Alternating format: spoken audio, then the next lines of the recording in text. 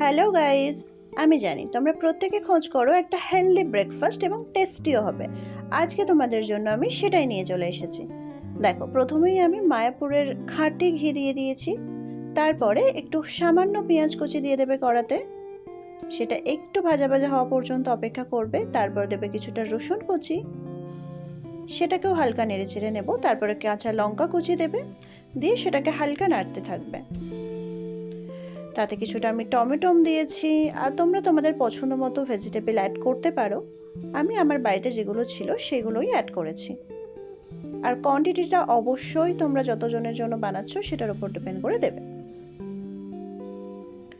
দেখো, এখানে ভাজা ভাজা হয়ে গেছে। আমি এবার এখানে কিছুটা গাজর কুচি অ্যাড করছি, সেটাকেও নেড়েচেড়ে একটু ভাজা ভাজা করে নেব। কিছুটা আমি ফুলকপি কুচি দিয়েছি। এরপর এতে কিছু মশলা অ্যাড করব। আমি একটু হলুদ দিয়ে দিয়েছি, একটু লবণ দিয়ে দেবে স্বাদ অনুসার। হ্যাঁ, ওখানটা একটু ভাজা ভাজা হয়ে গেলে, খুব একটা ভাজা করব না আমরা, নর্মাল একটু নেড়ে ছেড়ে ভাজা ভাজা করে নেব।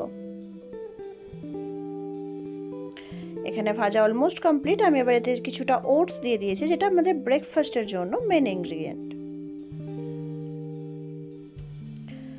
ওটসটাও একটু নেড়ে ছেড়ে নেবে, এর সাথে মিক্স করে নেব মশলার সাথে। তারপরে এটাতে হালকা জল ঢেলে দেব। দেখো, আমি জলটা দিয়ে দিয়েছি। এখানে আরেকটু কিছুটা পরিমাণ জল লাগবে।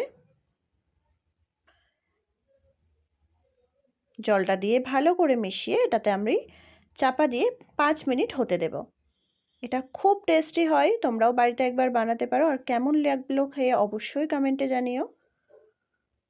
আমার এটা রেডি হয়ে গেছে। এর ওপরে কিছুটা লেবুর রস দিয়ে এটাকে খেতে পারো, দারুণ টেস্টি হয়। লাইক সাবস্ক্রাইব করতে ভুলো না।